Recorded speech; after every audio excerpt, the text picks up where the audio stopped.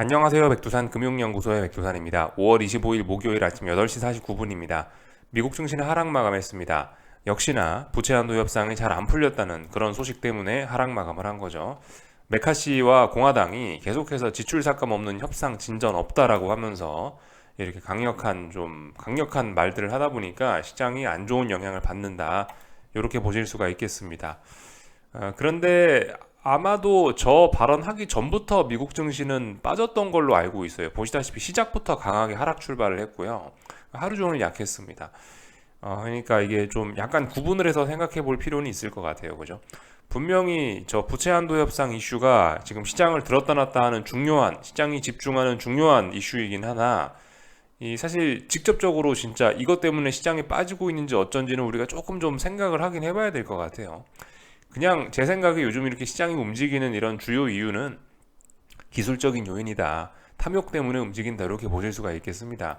그냥 오래간만에 차분하던 증시가 박스권을 돌파한 척 하면서 변동성이 확대가 됐고, 변동성이 확대가 됐기 때문에 조정이 나오더라도 강한 조정이 나오는 거고, 오르면 또 많이 오르는 거고, 그냥 시장의 변동성이 확대돼서 시장이 들쭉날쭉 하는 것 같다. 제 생각엔 지금의 시장 상승의 이유, 하락의 이유는 그냥 이제 기술적인 이유에서 찾는 게 더 타당할 것 같긴 합니다.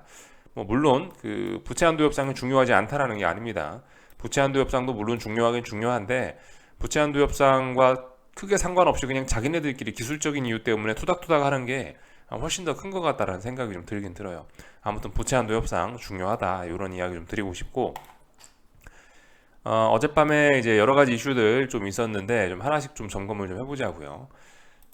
일단은 그 영국에서 물가지표 발표됐다라는 이야기는 그 어제 저녁 영상에서 드렸으니까 이거는 패스하고요. 어젯밤에도 무슨 일이 있었냐면은 그 연준 FOMC 의사록 공개가 있었고요. 여기 보시면 의사록 공개가 있고, 또 그리고 원로이사의 발언이 있었습니다. 이런 것들도 시장에 일부 영향을 미쳤겠죠, 그죠? 하나씩 좀 살펴보면 될 것 같습니다. 원로이사의 발언부터 좀 살펴보자면은 증거가 명확할 때까지 인플레가 끝났다. 뭐 인플레가 이제 완전 끝나간다. 뭐 사그라든다라는 증거가 명확할 때까지 6월 인상 중단치지 안 한다. 뭐 이런 매파적인 이야기를 했습니다. 그죠? 분명히 매파적인 이야기죠. 그리고 그리고 몇 시간이 지나서 그 FOMC 의사록이 공개가 됐는데, 이런 것들을 좀 살펴보자면은 뭐 보시다시피 뭐 연말쯤에 약한 경기 침체를 예상한다라는 그런 이야기도 있고요. 이거 시장의 기대감은 어떻죠? 시장의 기대감은 요즘에 연착륙이거나 아니면 노 랜딩, 그냥 앞으로 경제는 좋아질 것이다라는 시나리오가 많죠. 근데 연준은 계속해서 어쨌든 연말쯤에 약한 경기 침체를 예상한다라고 써 있죠. 그리고 뭐 이런 점들 때문에 그 페드 와치를 보시면은 올해 올해 4분기쯤에 금리 인하를 시작할 수 있다라는 그런 예상을 하고 있는 거죠. 그죠? 이런 게 있기 때문에 주식시장은 이런 거 무시하고 있지만 뭐 이런 것들 생각해 볼 수 있겠고, 그리고 그 연준 위원들이 추가 인상 여부를 놓고 의견이 엇갈렸다라고 합니다. 근데 이제 어젯밤 시장의 반응을 보면은 전반적으로 이 FOMC 의사록이 매파적이었다라고 이렇게 해석을 하는 것 같아요. 인플레이션이 여전히 이례적으로 높다라는데 동의를 했다라고 하고 있고, 조금 자세한 내용을 좀 살펴보자면요, 이런 것들이 있다라고 합니다. 여기 보시면 이게 이제 FOMC 의사록 핵심 내용이라고 해서 정리를 해놓은 건데, 여기 보시면 음, 썸, 어떤 사람들은 추가적인 금리 인상이 필요하다라고 이렇게 말을 했다라고 합니다.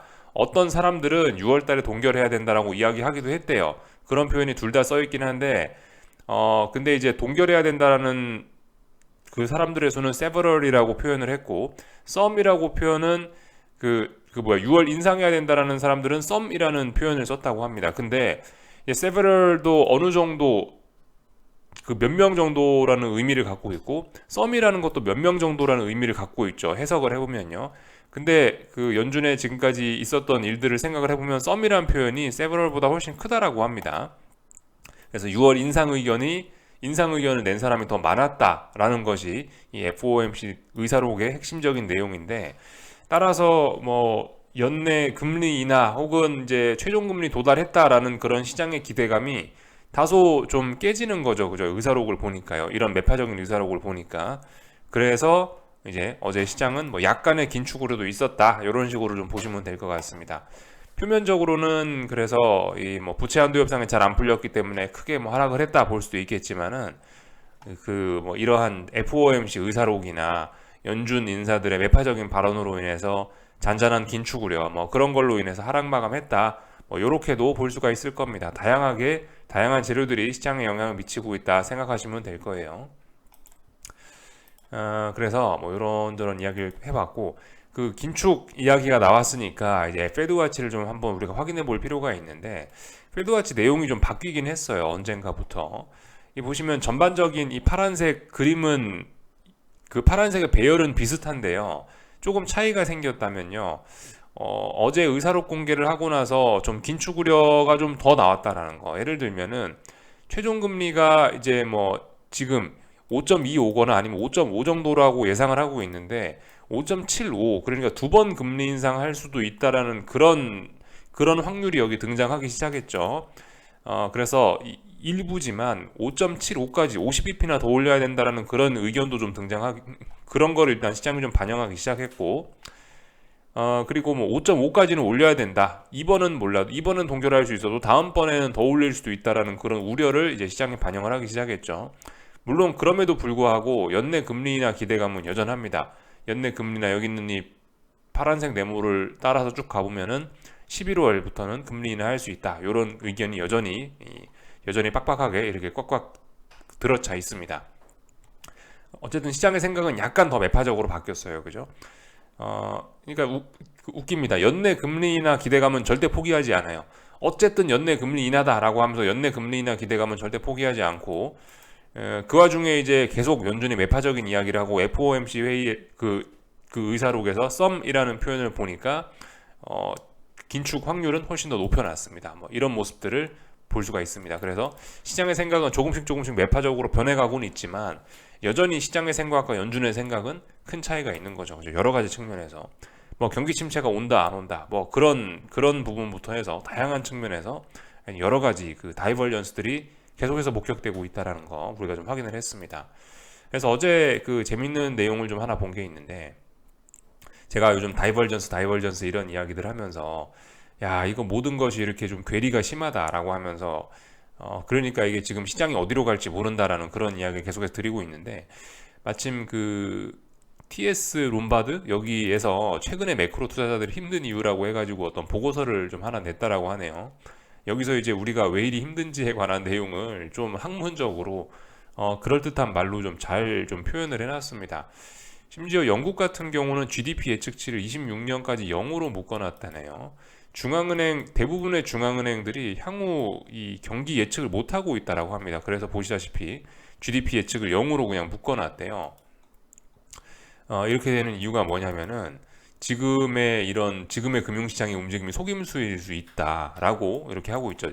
저의 어떤 이런 발언과 비슷한 거죠. 그래서 어쩌고저쩌고 해서 지금이 경기의 피크인지 아니면은 경기의 바닥인지를 알 수가 없다라고 이렇게 하고 있습니다. 평상시 같으면 이게 금융시장과 어떤 경기 예측이 비슷하게 같이 가면서 지금이 경기의 지금 어느 순간쯤 와 있습니다. 이게 원래 경기라는 게 이렇게 왔다 갔다 하지 않습니까? 경기라는 것도 이런 식으로 왔다 갔다 하면서 이렇게 움직이는 거 아니에요. 경기의 정점이 있고 경기의 바닥이 있습니다.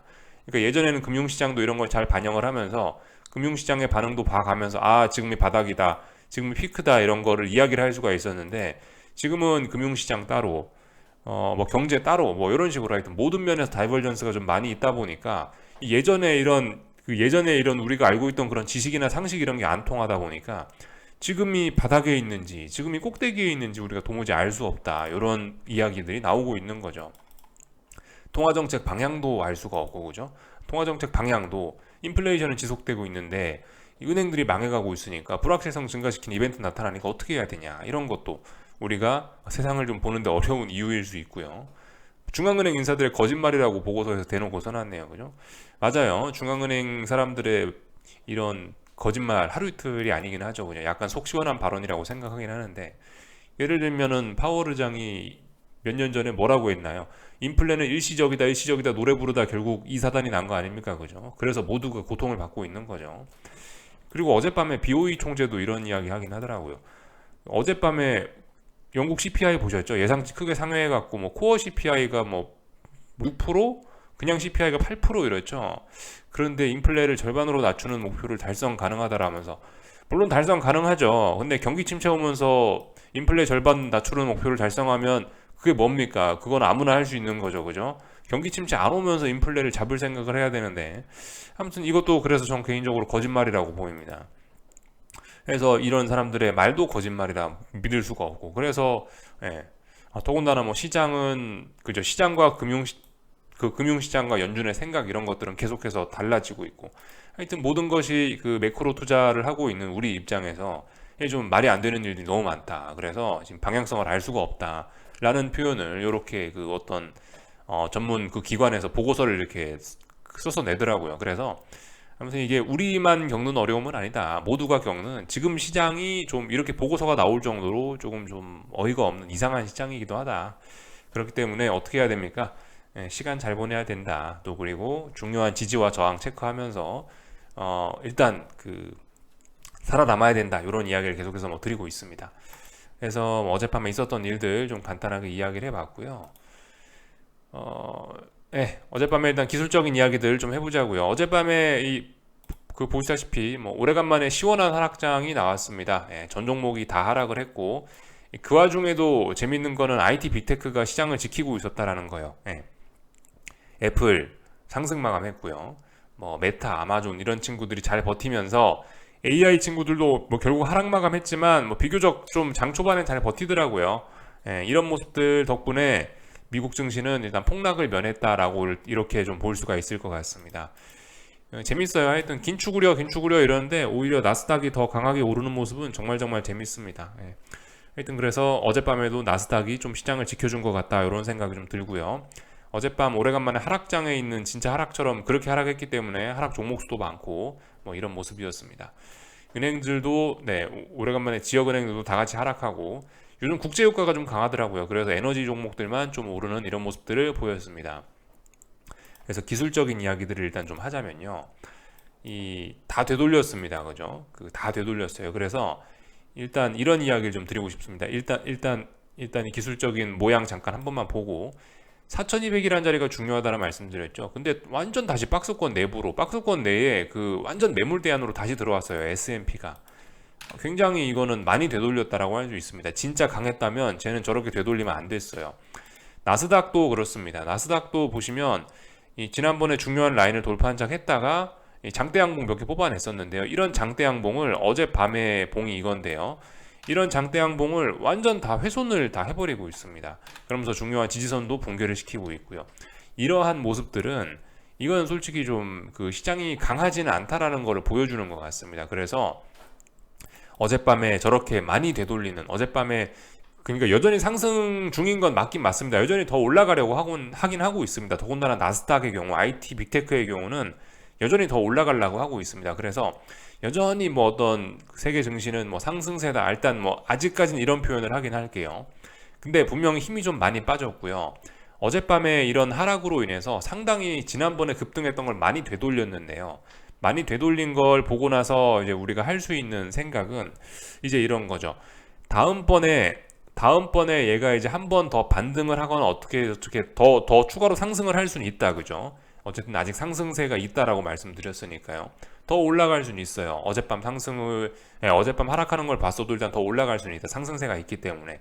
다만 어젯밤 하락했던 이런 강력한 매도세 이런 걸 보면은 다음번에 상승 시도를 했을 때 최소한 전고점, 최소한 직전 고점을 못 넘어가지 않을까라는 생각 정도를 해볼 수 있게 되었다라는 거. 저는 일단 그렇게 일단 생각을 좀 해보려고 합니다.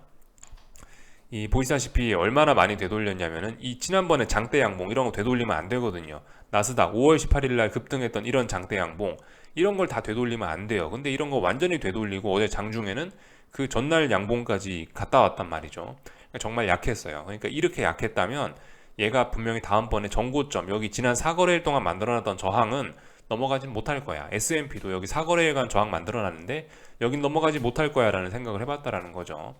그리고 S&P는 더욱 심각한 게 4200이라는 자리가 결국 박스권 상단인데, 이건 4200을 안착했던 그림이 아닙니다. 그죠? 그렇기 때문에 S&P는 더욱 위험해졌다. 이번에 고점이 낮아지는지 여부를 좀 잘 봐야 되겠습니다. 그래서 일단 그렇게 생각을 했어요. 그래서 어젯밤에는 일단 저는 아무것도 안 하고 가만히 있었다. 그래서 제가 어젯밤에 보면서 했던 생각은 그겁니다. 그죠? 다시는 일단 증시가 한번 일단 그 조정은 보였는데 조정폭이 생각보다 크기 때문에 다음번에 한 번은 더 올라올 텐데 다음번에 올라올 때 여기 직전 고점을 못 넘을 거다라는 생각을 했고, 그렇다면 이제 올라왔을 때 아래쪽으로 후려패야지라는 생각을 했는데요. 근데 마침 재미있게 오늘 엔비디아가 실적을 발표를 했는데 장 마감하고 실적을 발표했던가 하여튼 뭐 그렇죠. 그래서 그 엔비디아에서 그 뭐 굉장히 뭐 칩 수요가 뭐 많이 늘어났대요. 뭐 그런 이야기를 하면서 AI로 인해서 칩 수요가 많이 늘어났다는데, 그런 이야기를 하면서 지금 이제 미국 증시 본장 마감하고 나서 24%가 폭등을 했습니다. 24%가 380이 지금 거래되는 가격이니까 잠깐 엔비디아 한번 볼게요. 차트 한번. 지금 305인데 어제 종가가 305인데 380이면 어디야? 380이면 지금 차트에도 안 보이네요. 야, 어마어마합니다. 380 380이라고 하니까 380이면 벌써 전고점 넘어가네요. 그죠? 전고점 넘어가고 저 위에 점이 하나 찍히게 됐습니다. 380이면은 대략적으로 여기 이 자리가 되겠네요. 역사적 고점을 한 번에 이렇게 돌파를 하려고 하고 있습니다. 이것 때문에 지금 이제 보시다시피 나스닥이 크게 장 시간 외에서 급등을 하고 있고 S&P도 좀 급등을 하고 있는 이런 모습이죠. 아마 오늘 한국 증시도 이거에 영향을 좀 받긴 받을 거예요. 어젯밤 미국 증시 빠졌던 거는 별 소용없고 이 기업 실적 좋다 뭐 그래서 기업이 시간 외에서 급등하고 그러면 아마 한국 증시도 뭐 저런 거에 영향을 좀 받긴 받을 겁니다. 보시다시피 이렇게 상승 마감하지 않습니까? 그죠? 보시다시피 이렇게 상승 출발하죠. 미국 증시 상승 마감했는데도요. 그러니까 제 생각에는 그래서 오늘 엔비디아 실적 때문에 이렇게 미국 증시가 지금 급등을 하고 있는데 이런 거 결과적으로 이런 게 어떤 하방 베팅의 절호의 찬스가 아닐까라는 생각이 들고, 그래서 오늘 밤에 이렇게 높은 가격, 더군다나 나스닥이 지난 4거래일 동안 넘지 못했던 이런 저항 부근까지 올라와서 이런 모습을 보인다면은 저는 일단 오늘 밤에 일단 한번 들이대 보긴 하려고요. 말씀드렸다시피 어제 좀 많이 빠졌었기 때문에 어제 강력한 매도세를 보였었기 때문에 이 정도 매도세라면 이번에 여기 위에를 넘지 못할 거야라는 추측을 좀 갖고 있기 때문에, 그래서 일단 한번 오늘 밤에 들이대 볼 거다 이런 식으로 일단 생각을 하고 있습니다. 그래서 일단 어젯밤에는 분명히 강력한 매도세가 등장한 거 맞고, 이게 지금 저 S&P 뿐만이 아니에요. 이게 유럽 증시도 지금 좀 그런 모습을 보이고 있습니다. 유럽 증시도 보시면 독일 증시인데요. 유럽의 제일인 독일 증시인데 박스권이 대략적으로 이 정도란 말입니다. 근데 이거 어젯밤 박스권을 너무 대놓고 많이 들어왔어요. 그러니까 이것도 그런 거예요. 지난번에 급등을 했으면 야 박스권 상단은 지켜야지, 이게 뭐냐 이겁니다. 너무 이 시장이 강력하다. 물론 시장의 상승세가 아직 안 끝났을 수 있는데 이 시장이 어젯밤 하락한 걸 보면은 힘이 좀 많이 빠진 그런 느낌입니다. 그래서 이 정도 됐으면 다음번에 얘가 올라올 때 다음번에 전고점은 넘지 못하겠지라는 생각 정도 해볼 수 있는 그런 자리인 것 같다고요. 얘도 더군다나 근데 심각하죠. 얘는 역사적 고점 앞두고 이렇게 쇼를 벌였기 때문에, 역사적 고점 여기 있죠. 역사적 고점을 넘지 못하고 여기서 지금 밀리는 거기 때문에 얘는 더군다나 이 위에를 넘지 못할 가능성이 더욱 높다라고 봅니다. 이런 자리 좀 주의를 좀 해야 될 것 같긴 해요. 그래서 하여튼 어젯밤 전반적으로 다 같이 약한 모습을 보였다라는 거. 다만 이제 뭐 애플이나 이런 친구들은 여전히 잘 버티고 있습니다. 보시다시피 애플은 아직 박스권 하단을 좀 이렇게 잘 지지하고 있죠. 물론 근데 애플도 그런 거예요. 애플도 지난번에 레벨업을 어쨌든 약하지만 했어요. 그죠? 박스권 상단이 이 자리였는데 상단 돌파 한착 했어요. 근데 상단 돌파 한착 했던 놈 치고는 좀 너무 많이 밀렸다라는 거죠. 박스권 하단까지 밀리는 놈이 어딨냐, 이렇게 강한데. 그러니까 얘도 좀 일단 비리비리한 겁니다. 더군다나 애플도 독일 증시와 마찬가지로 역사적인 고점 부근에도 안 갔는데 지금 이렇게 밀리고 있으니까 좀 힘이 좀 빠져 있는 그런 모습이긴 합니다. 그래서 이 어제 밤에 제가 말씀드렸던 그런 내용들, 이게 이 증시가 그렇게 급등을 했으면 지난주에 이번 주에 그런 힘을 어느 정도 계승해서 이어받아서 더 올라가야 되는 그런 게 자연스러운 모습이다. 근데 이거 이번 주에 이렇게 많이 되돌리면 이거 시장의 힘이 약한 게 아니냐 의심을 해봐야 된다라 말씀드렸는데, 그 의심을 할 수 있는 조금 더 강력한 증거가 어젯밤에 좀 우리가 확인을 한 거죠. 그래서 일단 저는 오늘 밤에 일단 미국 증시가 크게 갭상승 출발할 예정이니까 일단 그런 걸 뭐 엔비디아 실적으로 급등할 예정이니까 뭐 그런 걸 가지고 일단은 아래쪽으로 한번 좀 저항 부근에 왔을 때 한번 해보겠다, 뭐 이런 생각 정도 좀 말씀을 좀 드려봤습니다. 아무튼 뭐 저의 생각이고요. 이것도 당연히 더 확인이 필요한 거죠, 그죠? 말씀드렸다시피 이런 다시 올라왔을 때 전고점 부근에서 한번 후려 패겠다라는 거는 뭡니까? 이거는 어제 말씀드렸다시피 일반적인 투자 방법이 아니에요, 그죠? 굉장히 좀 위험한 방법이고, 미련일 수 있다, 이런 이야기를 좀 드리고 있습니다. 그래서 아무튼 뭐 따라하라는 게 아니고 일단 저는 일단 한번 들이대볼 생각이 있다라는 겁니다. 그래서 뭐 전반적인 내용을 좀 말씀드린 것 같고, 어젯밤 있었던 일들 쭉 살펴봤고, 오늘 아침 이슈까지 좀 같이 짚어봤습니다. 엔비디아 실적까지 봤죠. 어제 저 은행주들 이런 것들 좀 간단하게 좀 살펴볼 필요는 있을 것 같습니다. 은행주들은 지역은행 ETF인데요. 조금 하락했죠. 여전히 불안감은 계속되고 있다. 시장 분위기 안 좋았으니까 이런 모양 자연스럽다 확인을 했고요. 달러와 금리는 상승 마감했습니다. 요즘 달러가 왜 오르나 싶어갖고 저도 좀 생각을 좀 하긴 했는데, 이 보시다시피 이제 슬슬 디폴트 우려의 안전자산 선호 뭐 이런 이야기도 슬슬 나오는 것 같아요. 물론 이건 직접적으로 달러에다 대고 이런 이야기를 한 건 아니긴 한데요. 아무튼 이제 시장이 그 디폴트 우려 안전자산 선호 이런 이야기까지 기사에서 좀 꺼내고 있긴 합니다. 그렇다면 달러도 아마 이런 영향을 좀 받지 않았을까 싶긴 해요. 달러도 이 6월 1일쯤에 디폴트가 날 수도 있다라는 거를 다 알고 있기 때문에 얘도 어떤 안전자산 선호 이런 의미로서 좀 움직이는 것 같긴 합니다. 이미 저기 미국 정부가 디폴트 날 수 있다, 신용등급 강등될 수 있다, 뭐 등등의 이런 달러 약세 요인이기도 하죠. 사실 그런 건 어떻게 보면 그런 약세 요인은 이미 지난번에 선반영했고요. 지금은 이제 선반영이 끝난 상태에서 오히려 이제 타결까지 이제 얼마 안 남았으니까 오히려 뭐 다른 걸 반영하고 있는, 오히려 안전자산 선호 이런 것도 약간 반영하고 있다는 느낌이 좀 들긴 듭니다. 어제 사실 이거 굉장히 이례적이긴 하거든요.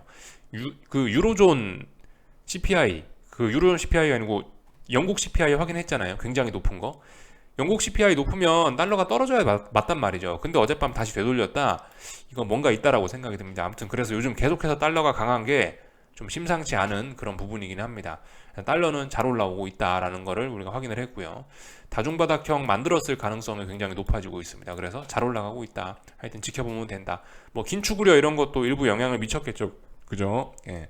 페드와치에서 보면은 그 긴축 조금 더 시장 참가자들이 매파적으로 돌아섰기 때문에 그런 것들도 영향을 미쳤겠다 싶습니다. 복합적이죠. 그죠? 그 어떤 잔잔한 긴축 우려, 안전자산 선호 약간 그런 것도 있고 등등 해서 달러가 오르고 있다 보면 될 것 같고, 금리들은 또 역시 오르고 있습니다. 왜냐하면 FOMC 의사록이 매파적이었다. 또 그리고 그 안전자산 선호, 그죠? 미국 정부 디폴트 날 수 있다, 뭐 그런 것 때문에 자꾸 사람들이 채권을 팔아치우고, 그 안전자산 선호까지는 아니죠 사실. 근데 아무튼 뭐 그런 흐름도 조금 있긴 있을 거다. 근데 아무튼 뭐 그럼에도 불구하고 뭐 잘 올라가고 있다라는 거, 잔잔한 긴축 우려 등등 이런 것들이 작용을 한 것 같다. 그래서 지금 보시면 일단 그 박스권 이렇게 있었는데 그 박스권 중간 자리를 지금 이제 돌파한착하는 이런 모습입니다. 그러니까 금리는 더 올라갈 생각이 있긴 있는 것 같아요.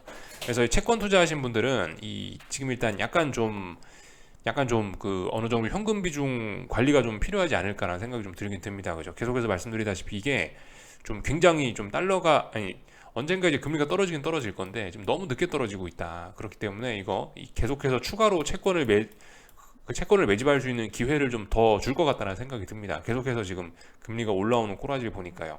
박스권 중간인데 이렇게 올라왔다라는 이야기는 그럼 더 올라올 수 있다라는 이야기거든요. 최소한 4%대까지 더 올라올 수도 있다라는 이야기인데, 물론 그 시간이 그렇게 많지는 않다라고 생각을 합니다.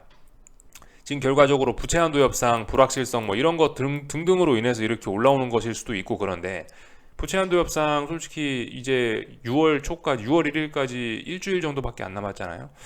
물론 계속해서 올라갈 시간은 좀 없다라고 생각을 합니다. 그래서 언젠가 이제 이 지난번 직전 고점이 여기인데요. 직전 고점보다 낮은 자리에서 고점이 만들면서 떨어질 것이라 생각은 하고 있는데, 개인적으로 일단 뭐 그렇게 추측은 좀 해보는데요.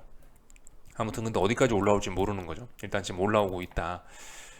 다만 이제 너무 위에까지 못 올라올 것 같다. 또 그리고 일단 뭐 시간이 없다는 점 정도는 좀 생각을 해봐야 될 것 같습니다. 올라오긴 올라오는데 어쨌든 부채 한도 협상은 이제 타결을 시키긴 시켜야 되거든요. 더 이상 타결 안 하면 이제 디폴트 되거나 아니면 신용등급 강등 될 수도 있는데, 예.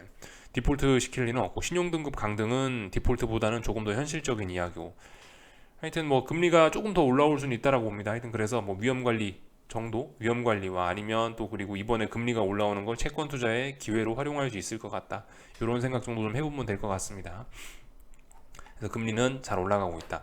특히 그리고 어젯밤은 이제 매파적인 이야기들 나와서 긴축 우려가 좀 자극됐기 때문에 단기물 금리는 조금 더 크게 올라갔다, 이렇게까지 확인을 하면 될 것 같습니다. 근데 금리는 대부분들 다 지금 이렇게 올라가고 있어요. 요까지 보면은 될 것 같습니다. 그래서 일단 금리하고 전반적으로 다 살펴봤습니다. 그래서 어젯밤에 달러는 그죠? 어젯밤 달러가 크게 올랐죠. 뭐 그런 것 때문에 일단 보시다시피 중국과 관련된 구리는 또 급락을 하고 있고요. 그래서 구리 하락 추세 이런 걸 보면은 경기가 둔화되고 있다는 이야기 충분히 할 수 있습니다. 그죠? 구리 하락 추세 잘 가고 있고, 다만 재밌는 게 국제유가는 아래쪽으로 빠질 생각이 일단 없는 것 같습니다. 당장은요. 국제유가는 제가 줄 그어놨던 자리가 70달러 언저리인데 일단 여기를 몇 번 지지하더니 결과적으로 일단 단기 상승 추세를 만들어냈네요. 또 국제유가는 지난번 감산 이슈에도 불구하고 하락을 하더니 이 사우디에서 어제인가 그런 이야기 했죠. 이 국제유가에다 대고 너무 투기적인 베팅하지 말라고 그런 이야기 하면서 국제유가가 다시 튀어오르고 있습니다. 이런 모습을 보면요. 이런 모습을 보면은 이 국제유가가 좀 계속해서 박스권을 그릴 가능성이 좀 있어 보입니다. 감산 이슈에도 80달러는 넘지 못했으니까 80달러는 넘어가는 건 이제 앞으로 힘들 것 같고, 그렇다면 저항은 여기 아래쪽으로 그 사우디에서 뭐라 하니까 이 70달러 밑으로 깨지는 거는 또 못하고, 그래서 뭐 보시다시피 이렇게 박스권을 좀 당분간 그리지 않을까 싶습니다. 위쪽으로 올라가는 거는 그 더군다나 경기 둔화, 경기 침체 우려 이런 것 때문에 위쪽으로 올라가는 건 당연히 좀 제한되긴 하겠죠. 요 정도 생각이 좀 듭니다. 그래서 국제유가까지 살펴봤고요. 뭐 얼추 다 본 것 같습니다. 예. 금값 오르니까 아니 저기 달러 오르니까 금값 떨어지는 이런 모습도 나타나고 있고요. 전반적인 내용들 다 좀 체크를 해봤습니다. 다 봤죠? 네, 다 봤고, 오늘 한국 증시 좀 보겠습니다. 이 제가 사실 이야기했던 그건데요. 이게 사실 제가 이야기했던 그건데, 지금 그 오늘 밤에 나스닥의 예고편 뭐 그런 것일 수도 있습니다. 이 보시다시피 지난번에 전고점 어제 하나 확인했잖아요. 그죠? 5월 23일 날 여기를 못 넘어갔구나. 그러니까 여기가 저항이다. 근데 지금 보시면 엔비디아 실적이 좋다고 해서 갭상승 출발했잖아요. 다시 저항 부근에 출발했잖아요. 그렇다면 뭔가 난 공격적으로 하겠다, 뭐 공격적으로 아래를 보겠다 하시는 분들은 오늘 같은 날 이렇게 갭상승했을 때 아래쪽으로 한 숟가락 충분히 얹을 수 있는 거죠. 그죠? 저는 뭐 개인적으로 오늘 밤에 나스닥이 이런 그림이 되지 않을까라고 생각을 하면서 오늘 밤에 한번 베팅을 해볼 생각이 좀 있긴 있는데, 하여튼 지금 이런 상황에서 갭상승 출발하면서 전고점 넘지도 못하는 거는 하방 보시는 분들께 기회일 수도 있습니다. 그죠? 잘 생각해 봐야 돼요. 이렇게 싼 고점 만드는 경우들 많이 있습니다. 이런 상황에서 시장을 죽이는 건 개파락이 아니고 갭상승일 가능성이 더 높죠. 이렇게 강한 장은 오히려 갭상승 때문에 죽는 경우가 많기 때문에 좀 주의해야 된다. 다만 이제 지금 워낙 장 초반이기 때문에 아직은 모릅니다. 그죠? 이게 장 막판까지 가서 이렇게 하락을 해주면은, 예, 장 막판까지 이렇게 음봉이나 아니면 장 막판까지 가서 음봉이 계속 길어지면 문제가 없는데, 하방 베팅을 해도 이건 일단 장 초반이기 때문에 얼마든 지금 상황에선 다시 장대 양봉을 뽑을 수도 있습니다. 그렇기 때문에 오늘은 일단 조금 좀 주의해서 지켜봐야 되는 거죠. 아무튼 근데 만약에 제가 현금 많이 갖고 있었으면은 오늘 같은 날 갭상승했을 때 한번 아래쪽으로 한번 한 숟가락쯤 담아봤을 것 같기는 합니다. 개인적으로는 그래요. 그래서 오늘 뭐 봐야 되는 포인트는 그런 것들입니다. 이 보시다시피 지난번 어떤 직전 저점 자리 풋옵션들이 이런 자리를 만들어 놨는데 그런 자리들을 잘 지킬 수 있는지 이런 것들 좀 보시면 되고요. 잘 지키면 어떻게 돼요? 그럼 쌍바닥이죠. 그러면 그럼 단기 쌍바닥이에요. 그런 것들 좀 살펴보시면 되겠다. 지금 사실 이건 사실 그렇게 중요한 풋옵션은 아니긴 한데 워낙 외가라서 지금 보시면 1점대에 있는 풋옵션이 이렇게 강하게 버티는 거면은 지금 시장이 지금 풋옵션이 굉장히 잘 버티는 거라고 할 수 있습니다. 뭐 다른 친구들도 잘 버티고 있겠죠. 그죠? 다른 친구들도 전반적으로 잘 버티고 있네요. 하여튼 보면은 지금 전반적으로 풋옵션들이 좀 잘 버티고 있긴 합니다. 물론 저점은 살짝 낮아졌을 수 있지만 결과적으로 오늘 봐야 될 거는 23일 날 풋옵션들이 23일 날 가격대에서 크게 벗어나느냐 아니면 여기서 양봉 만들면서 버티느냐가 중요하겠습니다. 그죠? 이런 점들 확인하시면 되겠고 그래서 만약에 그 저였다면 저는 이런 자리 오늘 갭 상승했을 때 이런 날 한번 아래쪽으로 한 숟가락이 아니죠. 할 거면 세게 해야죠. 그죠? 할 거면 엄청 세게 해야죠. 지금 어떤 자리가 될지 모르는데 저 같으면 왕창 하겠다라는 생각 좀 일단 한번 말씀드려 봤습니다. 코스닥은 뭐 잘 올라가고 있네요. 근데 일단 코스닥은 그 조금 더 올라가더라도 위쪽에 일단 직전 고점 이런 자리들 저항이 있어서 조금 코스피보다 좀 약한 상황이라서 일단 뭐 그렇습니다. 지금 다중 고점형 만드는 과정일 수 있기 때문에 뭐 특별히 뭐 일단 이런 이야기는 하지 않겠습니다. 코스닥은 지금 코스피처럼 이렇게 결정적인 자리에 와 있고 베팅할 만한 그런 자리까지는 아니고 이제 좀 애매한 구간에 와 있어서 전반적으로 애매한 구간에 와 있어서 제가 뭐 특별히 할 말이 없습니다.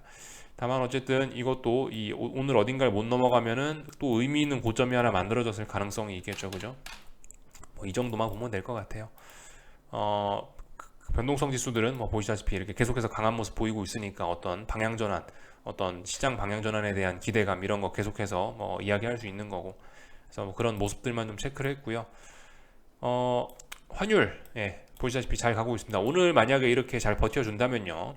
이건 이제 미국 증시 하락 마감하고 또 달러 오르고 어떤 뭐 미국 정부 디폴트 날 수 있고 그런 어떤 안전자산 선호, 약한 안전자산 선호 뭐 그런 이야기 할 수 있는 상황이기 때문에 달러는 좀 올라오고 있다라고 보이는데요.